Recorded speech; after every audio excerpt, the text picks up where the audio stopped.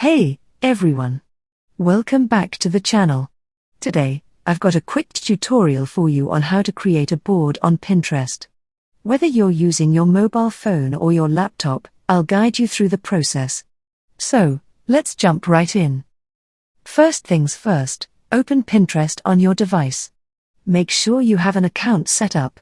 Once you're on Pinterest.com, just click on your profile, and you'll find a plus button. Click on it. Now, you'll see options to create a pin or a board. Choose board. Next, give your board a name. Let's call it my board. You can also choose to keep it secret, meaning only you can see it, or make it public for others to view. Click on Create, and voila! Your brand new board is created on Pinterest. To add pins, just click on the Save option when you come across a pin you like. I'll click on Done, and there you go, your own board on Pinterest. Now you can organize your ideas, save pins, and even make more boards whenever inspiration strikes. I hope this tutorial was helpful.